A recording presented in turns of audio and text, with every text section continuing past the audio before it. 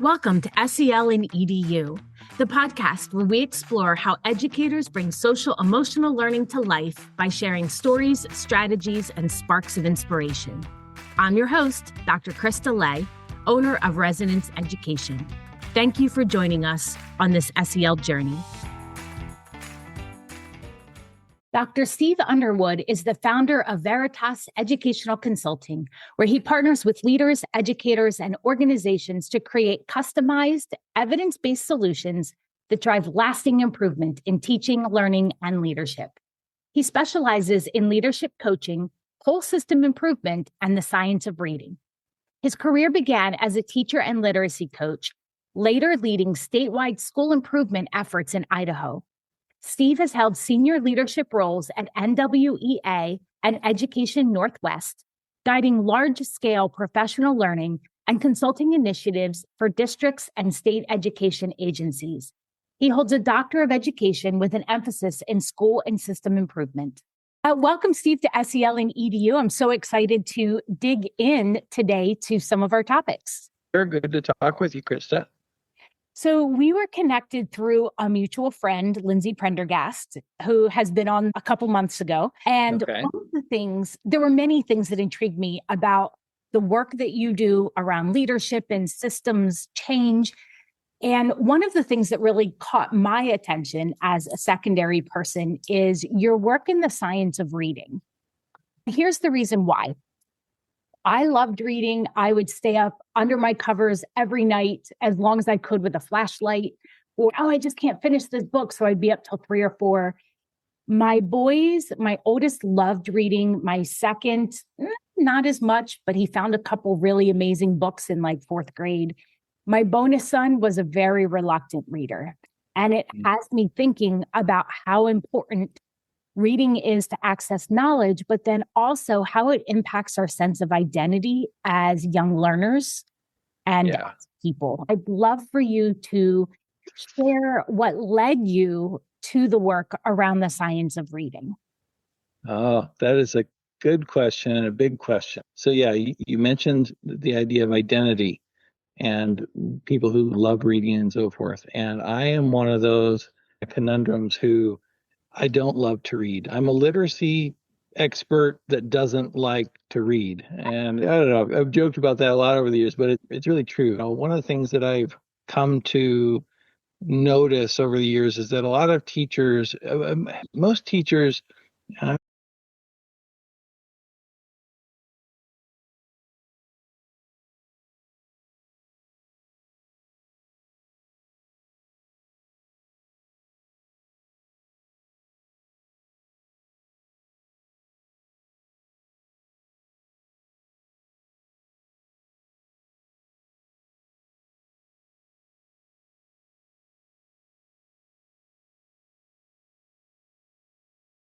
that to be true for their kids that they're teaching as well. But they don't have the perspective of what it's like to be a struggling reader. I, on the other hand, was a struggling reader. When I was in, I don't remember, it was probably 1st grade, I had a horrible stutter. I still stutter, but thanks to speech language pathology, like I know how to more or less control it now. But I had a really bad stutter. I grew up in poverty, grew up with some other kind of trauma and some other things. And so for various reasons, I was not a good reader, and I knew it. Back in those days, it was really typical for the round robin reading and for teachers to put kids in different groups, like the bluebird, the buzz, like that. Yes. Yes. I was in the buzzards for math. Yeah.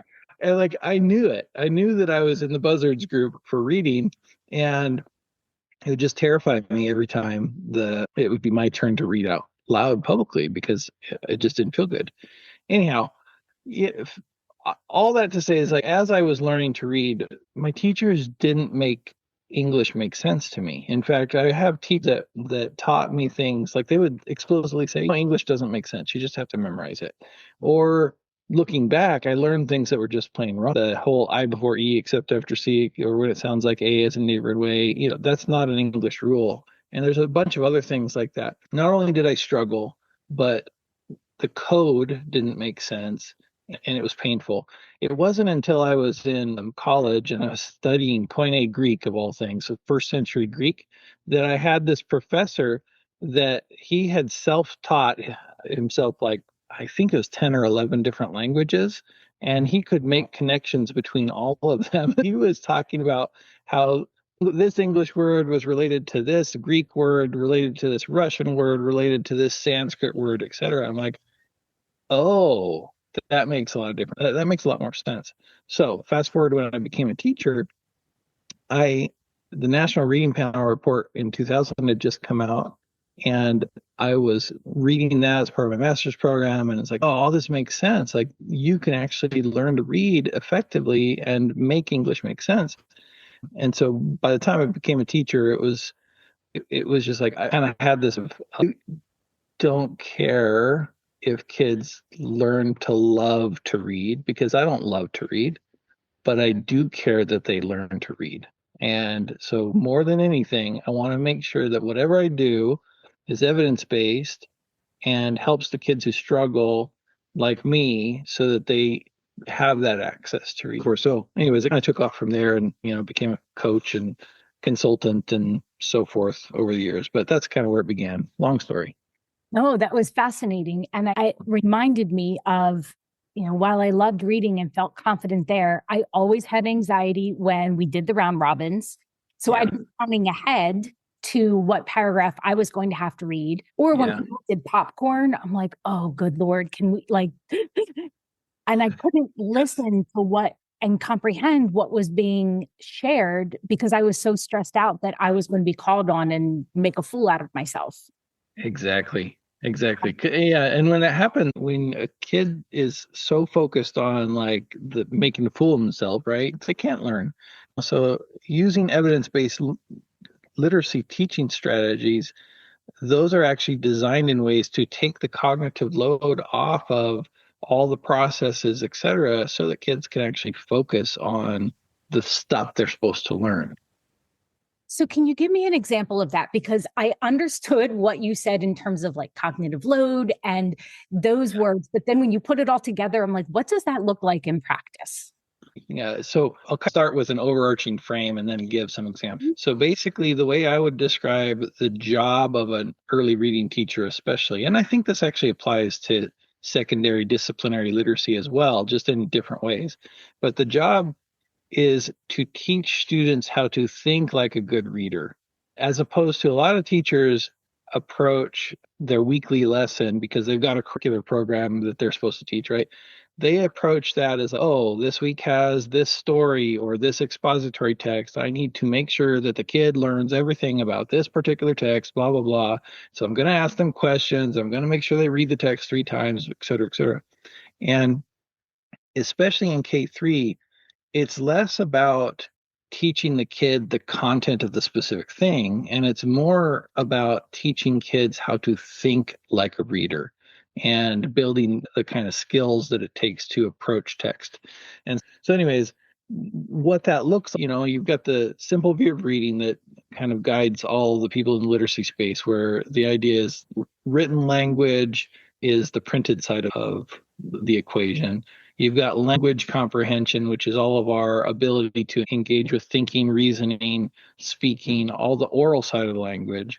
And you put those two things together, you multiply them, word recognition times language comprehension equals reading comprehension. That's how you frame it. So on the word recognition side, so like the phonics and all that, there is a lot of evidence around what we call explicit systematic phonics instruction. And so because we're teaching more or less from speech to print, we will have an oral warm up where maybe we're focused on the sound today, thimble, right? And so we get the kids listening and have them identify the sounds. And then we move into a introduction of that sound. So we take a sound spelling card off the wall. The picture is a thimble. It has the spelling th on it, and then we go through this process that's the same. The process is always the same every single day. So it's like, class, this is the thimble. What's the card? Thimble card. The sound it makes is, what's the sound? How's it spelled? Th. how's it spelled? And the kids say TH. So it's kind of always routinized, if that's a word. And that way the kids know what to expect. And then when you get into using it in context, there are basically three blending routines. So there's what's called the sound by sound blending routine, a continuous whole word blending routine, and then a spelling focused blending routine. And so, depending on what you're trying to accomplish with the kids, you use that specific routine with, say, 20 words in that lesson.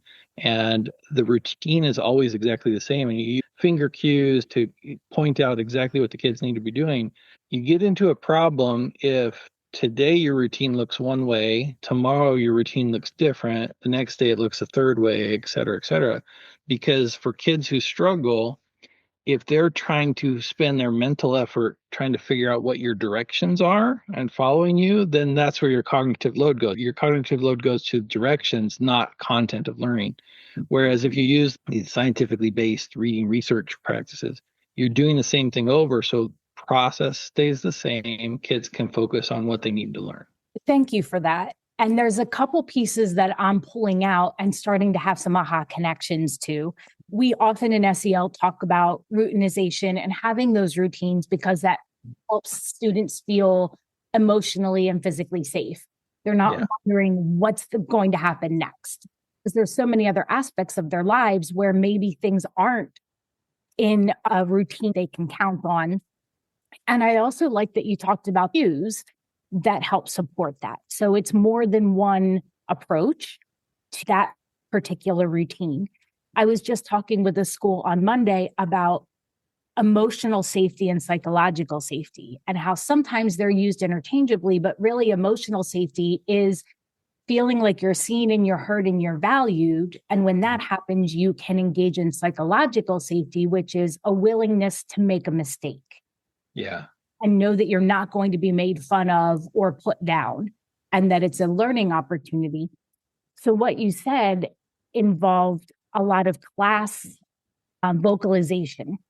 Yes. And I put myself back in, even if I wasn't sure, I could hear what other people were saying around me, and it wasn't a spotlight on me. Yes.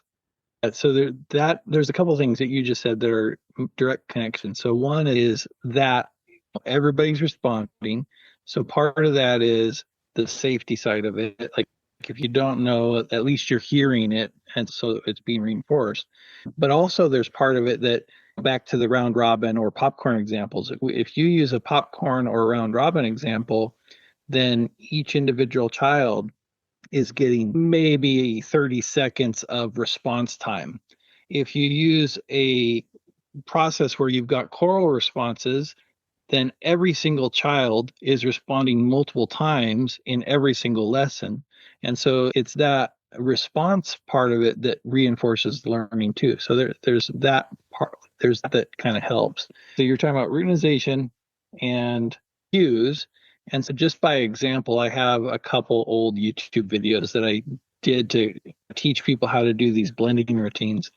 And I am a big stickler on all the tiny little bits and pieces about the cues. So for example, if you do if you're teaching kids to blend the word flash, then the word flash has, what is it, 5 phonemes?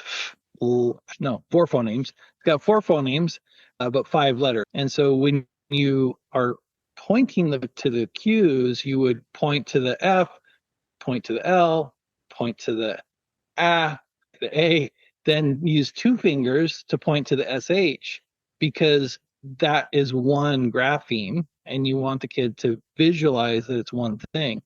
And so then even like how you swoop and the sequence in which you do it, if you're doing a continuous word blend where you write the whole word up, you're going to just point to each of those graphemes one at a time and then blend through the whole word. But if you're doing a sound by sound blending routine, you would do F, say and write and then pronounce the sound, write and pronounce the L, write and pronounce the A. But then you'd blend through the A, because the sound by sound routine is intentionally working on the individual phoneme pieces, and vowels are the hardest things for kids to learn. So you do that by you reinforce the vowel and then you finish the word, and then you blend through the whole word again, and then you say it quickly at a normal speed. And so there's all sorts of just little bitty things that we teach teachers to do these things, again, because of the individual student. And then ideally, you mentioned my leadership and school improvement work. Ideally, you teach every teacher in the building to do it the exact same way. And a lot of times you'll hear teachers say, oh, but that takes my freedom, my academic freedom. Right? Yep. Yeah. And I say that I understand that, but does the child in your class, will that child in your class ever go to somebody else's class? Will that child ever go to another grade level? And if so, do they need to relearn all these things because now they got a different adult interacting with them? So if you really want to talk about fairness to the kid, we're talking about doing it for their sake, not because we want to control anybody. We want to just help the kids learn. There's a couple pieces that really have resonated with me. One is that you mentioned before evidence-based, and our students do deserve routine and consistency across grade levels and across teachers. As one of two 11th grade American US history teachers, we had the same syllabus, but we taught it two completely different ways. And that was fun in my mind. But then after a while, I'm like, what if they both go on to AP US history? What if they both go on to, from each class, we did not do right by them because I like talking about Vietnam and he liked talking about the music group, the Beatles. So we were both doing what we wanted and not putting students first. The other piece that has me thinking on what you said is how this does affect us in secondary or outside of ELA contents, working with what we called tier 3 vocabulary, so vocab that was specific to history or social studies. And let's say I had a student who came in who was beginning to learn English as a second language or was an English language developer. How could I better support them by having some of this foundational knowledge? Yeah. I don't need to do everything because I'm not trained in that, but how could I provide as much support as possible for students at the secondary levels as well? Yeah, that's a great question. Back to that simple view of reading that I was talking about, that you've got word recognition and language comprehension, that the product of those two things equals your ability to have good reading comprehension. By the time kids get into dairy, secondary teachers are not well prepared to deal with word recognition, phonics, all that kind of stuff. However, there are aspects of that side of the equation that you can do. So like when it comes to teaching vocabulary, the more that you reinforce the roots of words, Germanic roots, Latin roots, Greek roots, and so forth, the more kids understand that, then that exponentially expands their vocabulary. So reinforcing that, giving them opportunity to engage with those types of root words and so forth supports their vocabulary. The other thing that I would say that's a really easy strategy for any teacher is related to specifically vocabulary, like you're talking about with tier 3 words. I've seen in a lot of classrooms people belabor vocabulary. Get out the worksheet, write the word, write it in a friendly definition, draw a picture, you put it in a paragraph, and that is not necessarily the most productive way to do vocabulary, and it takes so long. And so by the time you're done, if you write the word, write the definition, write a sentence, write a paragraph, you've said it, 4 times maybe? 4 times is not enough to teach you that word. So there's actually a really easy strategy called fast mapping that is basically, Anita Archer was the researcher who made this really popular. But essentially what it does is it's like, okay, I need to very quickly make this word part of this child's vocabulary or my whole class's vocabulary. And so it goes something like you put it up on the screen and say, okay, class, the word is, what was the example I saw her doing most recently? Oh, I don't know. Give me a good word that I can just make up. So I was talking about Vietnam, and the word that comes up in my head during the conflict was Vietnamization. Vietnamization. Okay. All right. So yeah, Vietnamization. So The word is Vietnamization. What's the word? And you have everybody say the word, right? So again, response. What's the word? Vietnamization. Vietnamization is, and then I put up a definition on the board, and then I'd have to have you define it because I don't know what it is, but it has something to do with the people of Vietnam and et cetera, et cetera. Vietnam, and then I'd use it in an example. Vietnamization is what happens when, and then I say, right? And then I'd have the class, I'd give a bunch of examples and non-examples, like class, and such and such and such happened. Is that Vietnamization? The whole class, yes. Do it again. Whole class, no. Okay. And then I might say, okay, such and such happened. And that is an example of, and the class would say Vietnamization, right? So you're doing these processes where the kids are using the word multiple times over and over again. And then you end with the process of saying, okay, I want you to talk to a neighbor and I want you to begin with this sentence frame, and you'd have a sentence frame prepared and use the word Vietnamization in your sentence. And then the class, they pair up, say it, etc. So max, you're spending just a couple minutes on this idea, and that's why it's called fast map. You're very quickly mapping the vocabulary term in the students' learning in their mind so that they're able to then engage with it in whatever you read and work on in that lesson. I really like this idea of the examples and non-examples. And that was honestly something as a secondary person I did not learn until my elementary friends, once I started teaching, told me, you need to give non-examples to make it even more clear. But it had never even been a thought in my mind before. Yeah. And I can see how it helps with some differentiation around a definition. And by the way, I had to look up Vietnamization because it's been a while since I taught about. So it's the policy of the Nixon administration where we were trying to end U.S. involvement and transfer responsibility of fighting the war back to the Vietnamese. So it was us trying to extract ourselves.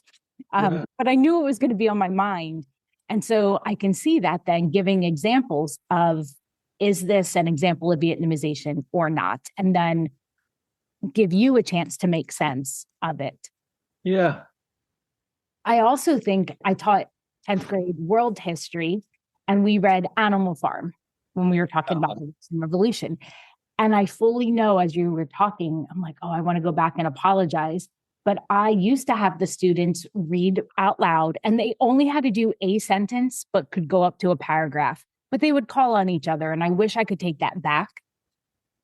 But then as the years went on, I only asked people who wanted to read out loud, or I would read. And I've learned the value through my bonus son of listening to the audio while seeing the words.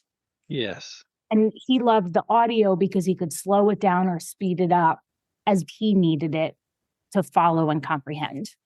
Yes, I would agree with that. I think that's partly why audiobooks have taken off so much just in general, is because it helps. It helps tremendously, especially if your identity is you're a slow reader, right?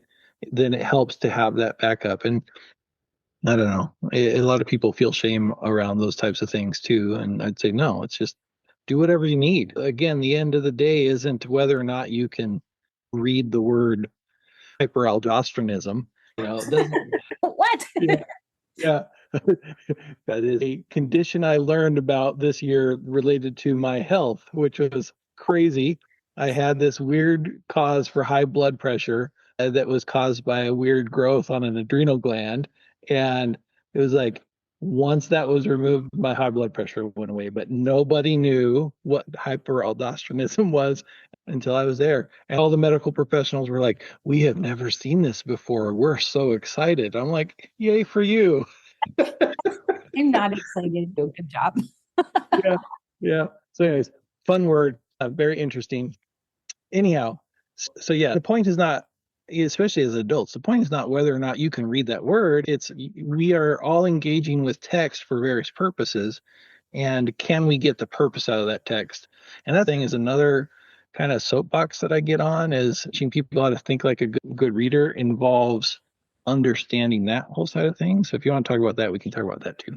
Oh, I do. Please keep moving forward, because I'm also having flashes of different organizations I've worked with where the curriculum side of the hallway doesn't talk to the human resources side. And so they're not seeing that there's a partnership and there might be a push for literacy, which is incredibly important. And I think the SEL pieces go with it.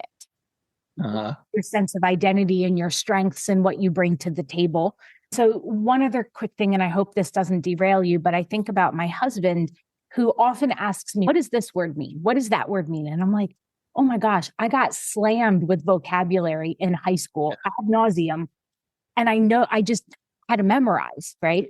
And but he speaks many languages. He grew up speaking English and Italian. He learned Spanish on his own fluently. He is learning Portuguese. So it's interesting that he is seeing some of those codes that your professor did, even not having that extensive vocabulary language that I had drilled into me. And actually, I'd rather speak many languages to communicate with lots of people than know big words. Multisyllabic words. Yeah, I like words. Words are fun, especially after I took Greek. It became more and more interesting for me because, I don't know that I can think of a good example off the top of my head. If you saw that old movie, My Big Fat Greek Wedding, it was like, what is that, 20 years ago now? The dad, it was a joke in the movie that the dad kept finding this word, and he even did kimono in Japanese. Well, that comes from this, which comes from this, which comes from this, which comes from Greek. And I'm like, it's not exactly true, but there is a lot of truth in that if you know the history of the word or how our language has evolved over time, it does empower you to see things in different ways. Absolutely. So this to me was mind-blowing when I first came to this realization that I needed to think and teach this way. So I mentioned earlier that I think the goal of teaching reading in particular is to teach kids to think like good readers. And when we as adults stop and actually do some metacognitive reflection on what we do as readers on a typical day, I think it's super insightful. Can you, off the top of your head, what's an example of a book you have read recently, either for pleasure or for work purposes? Just yesterday, I finished Sunrise on the Reaping, the newest Hunger Games book. Okay. Image Abernathy. Okay. So why did you choose that book? Because I had enjoyed the first 4 books, or 3 books. There were 4 movies. I didn't read the book about the game maker, but I watched the movie and I enjoyed that. And I like dystopian literature. Okay. So your purpose was to enjoy maybe getting lost in the story or so forth, or maybe there are themes in the story that you enjoy, right? You pick up on. Okay. So did you get the physical copy of the book or an electronic copy? I had the audiobook. Okay. Does that count? Yeah. Let's role play for a minute. Let's pretend you had a physical copy of the book. Okay. If you had a physical copy of the book, what would be the first thing you did before you actually started reading the book? I open up and I read what's on the inside cover. Yeah, exactly. And you might turn to the back cover too, right? Because there might be reviews or whatever and so forth. So do you know why you would open up the first cover and what you're doing? What is your mind doing? Why would you do that?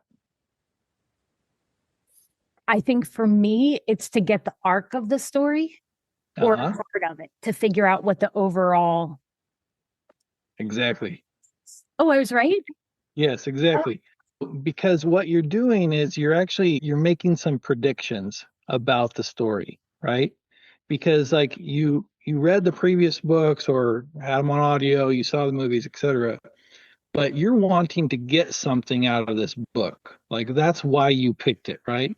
And a lot of this is subconscious. We want to get something out of it. So what we do as readers is before we actually invest our time in reading the whole thing, we will do certain things to see if that text is going to meet our purpose.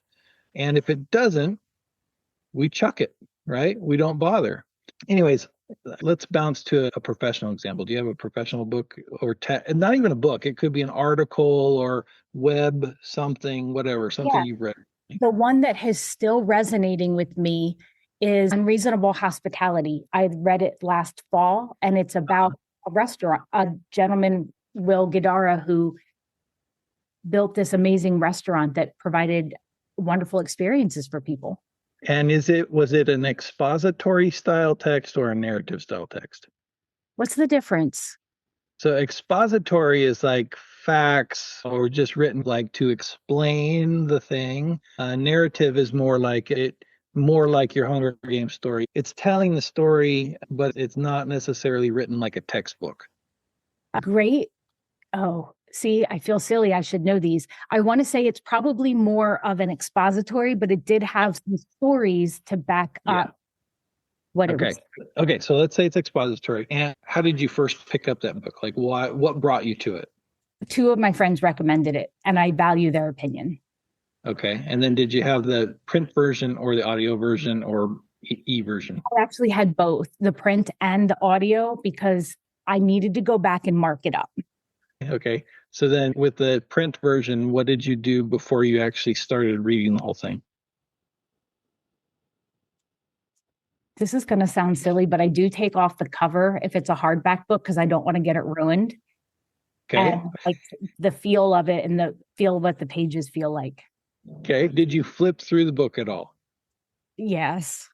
Okay. Yes. Feeling the pages, like what do the edges look like? Sometimes they're a little like ripped and sometimes they're straight or thicker pages. But yes, and I do look through. Sometimes I go right to the back and I'll read the last page. That is normal. So the reason I'm asking these things is because some of the typical types of things that we do is like you had that book referred to you by your friends. They probably said something about it that hooked you, right? And so your purpose in reading that book was to get whatever it was that they hooked you with. You're like, okay, that sounds interesting, and I want to learn about that too. And so typically the behavior is, okay, I have this interest. It's for whatever reason, I'm going to go to this text. And then the first thing that readers do is they will preview it. And people preview text in all sorts of different ways. Like, you give me a magazine, without fail, I will start in the back. I will flip forward and I'll look through it. And basically, what my mind is doing is like, I'm basically asking myself the question, is it worth my time? Is this thing worth reading? And so then when we're looking at chapter headings, text structure, like the beginning and the end, the reviews of the book, etc., our mind is very quickly doing this process of comparing what we see in the text structure to the purpose that we want to get out of the thing. And we're comparing them, making some predictions. And if we think based on that quick preview that it's going to meet our purpose, we'll go ahead and start reading it. But if it's not going to meet our purpose, we will ditch it and we'll say, whatever. It looks interesting, but maybe another time. And that kind of process holds true for whether or not you're reading an article online or any. I saw this interesting thing on YouTube once that, like, the thumbnail about this interesting train that was created in somewhere in Europe that then ended up being put aside and not used. It was this long video. I'm like, I don't want to watch a long video, but I am interested. So I did some research, I Google searched it, found an article on the topic, and I quickly was looking through this long article. I'm looking at the headings, and I'm like, okay, the headings are helpful, but I don't think I want to spend my time. So basically, I had this purpose, reviewed the article, scanned it, like, that's not going to meet my purpose. Forget it. I'm done. So anyways, all that to say, like, that's a big part of the initial phase of reading is understanding that as adults, we read with purpose, and nobody is telling us as adults, you, Krista, or me, Steve, you must read this by Saturday at 10 and write a paper on it, blah, blah, blah. Nobody's doing it. We are choosing our way, but it's intentional, right? And what we as teachers need to do is understand that's where we need to get, is we need to help kids understand these are the things readers do to understand if a text is reading their purpose. So then you move forward a little bit. That's the before reading phase that we talked about. Once you're in reading, Now you're more invested, right? And so what happens with your mind, so let me ask you a question. Have you ever experienced a moment where you just stopped reading and realized, oh, I don't know what I just read? And you go back and you reread it, right? Yes. So that happens to everybody. And so it's a natural process of like my brain or my mind is constantly evaluating, did I just understand what I read? Not because there's somebody telling me I have to understand this text, but because I have a reason for reading this text. And if I get to the point where I'm like, oh, I just zoned out. Okay, I need to reread that. I go back. Okay, I reread it. Do I get it now? Yeah. Did I not get it? Oh, I reread it a third time, whatever. So the mind is doing these things again to meet our purpose, right? And so that continuously happens throughout what good readers do. And then finally, like once you're done with reading, let's go back to what was that book that you're just talking about? Reasonable hospitality. What did you do after you read that? I honestly, I thought about all the different ways that I could infuse ideas from the book into my personal and professional life, and then recommended it to as many people as would listen to me. Exactly. Right? Okay. So that's totally typical of what happens with the good reading process.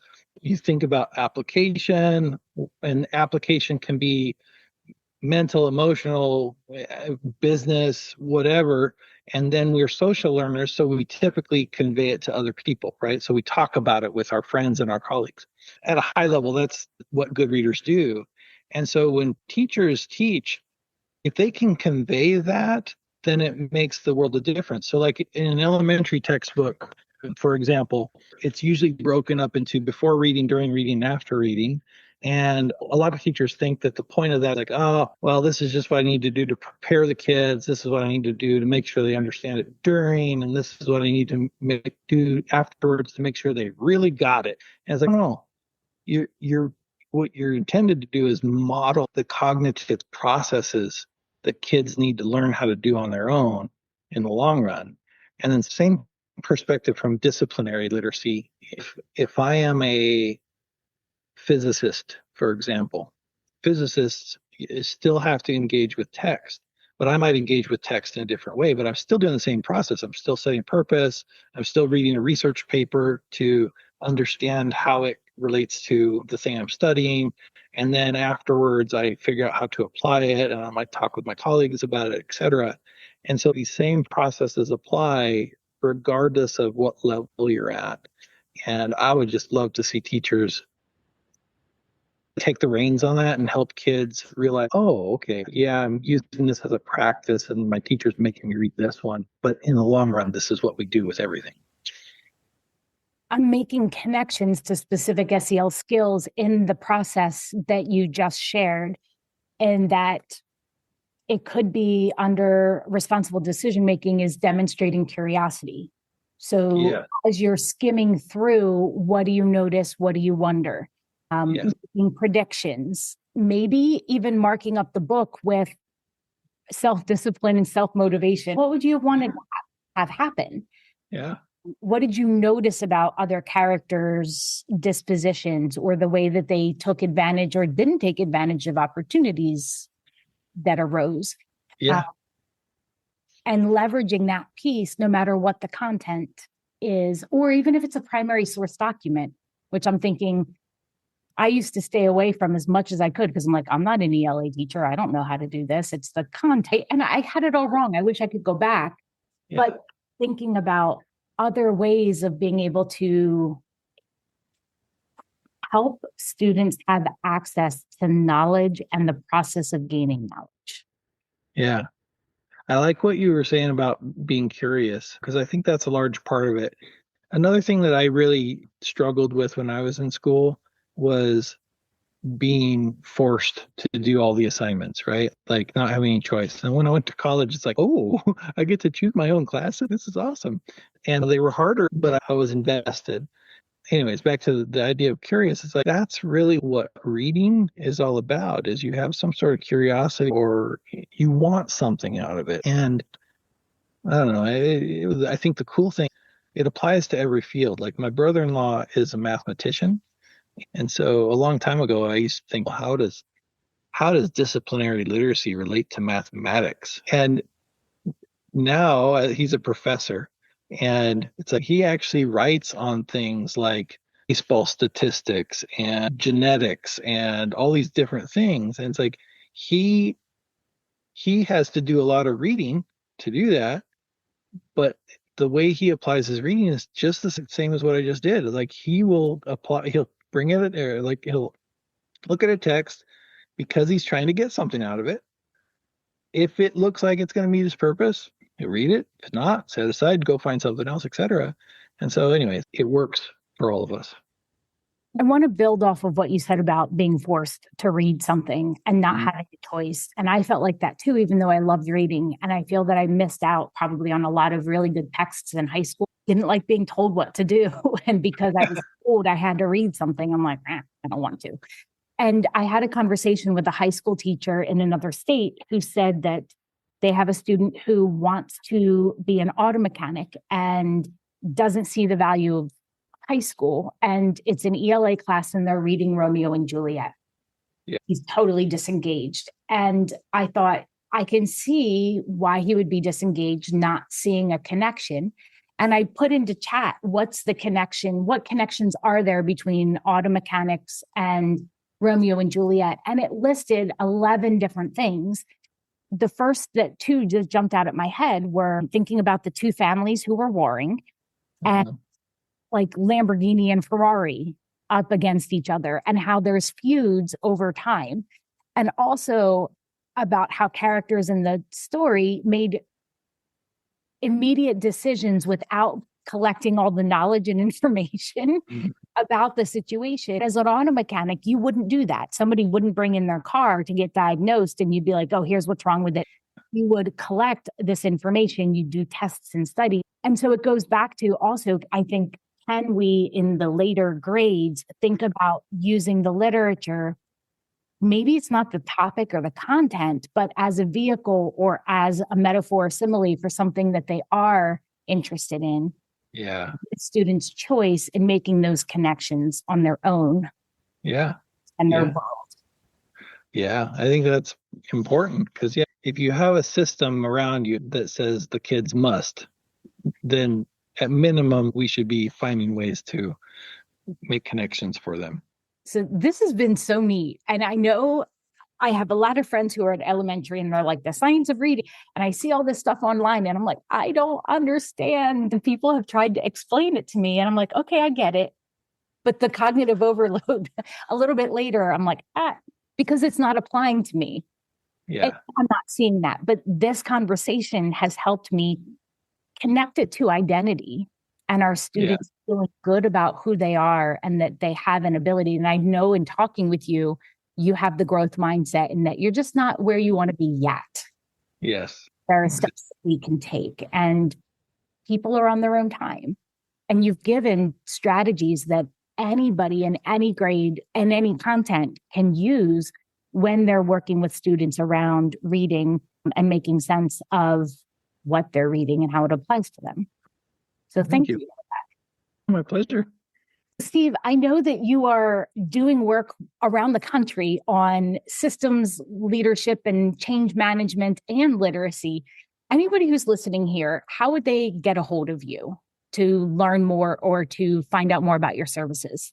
Yeah, thank you. The best place to reach out to me is on my website. I have a website. It's called Veritas Ed Consulting. Veritas is the Latin word for truth. And so, veritasedconsulting.com. I'm also on LinkedIn and would love to connect with anybody who's interested. So, thank you. My last question is, we've had a musical theme this year because I think about how music connects to our emotions and connects us to other people. And so I'm curious, who or what has been on your playlist most recently? I actually just wrote a LinkedIn post about this one. So I love a band called Brand Collective, and they have a new song out called Wild Love, which is really cool. And it is inspired by a line in C.S. Lewis's book, The Lion, the Witch, and the Wardrobe. And so there's this line where the children are talking to Mr. and Mrs. Beaver. They've just entered the land of Narnia and they're trying to get their bearings. Mr. Beaver is talking about needing to take the children to Aslan, the lion. And they're like, oh, Aslan. And at first they don't know he's a lion. And when it comes out that he's a lion, one of the kids says, is he safe? And Mr. Beaver says, of course he's not safe, but he's good. It's like that line, and this connects the music and literacy for me, right? That line, good literature moves you. And that line moved me when I first read it 30 years ago, still moves me today. And so when that song came out and has reference to that line in the chorus, I'm like, oh, that's cool. And so it's been on my mind a lot. That I just like it. So Wren Collective, they're a band out of Ireland, and they have really good music. Thank you. I need to share with you, one of the books I was forced to read my senior year was Out of the Silent Planet by C.S. Lewis. I loved it. And courage is my number one core value. So one of my tattoos says, it's in Italian as a nod to my husband, but courage, dear heart, from the Narnia books. And that's cool. The lion who said it. And I haven't said this a whole lot, but I have been in a bunny adoption phase, and one of my bunnies is named Lewis for C.S. Lewis. That's awesome. C.S. Lewis, I love him. He is such a talented author, both on the narrative side and the expository philosophical side. Yes. I had whole class on C.S. Lewis when I was in college. It was awesome. I'm so jealous. That's amazing. Yeah, I'm glad we have that C.S. Lewis connection because he's a good one.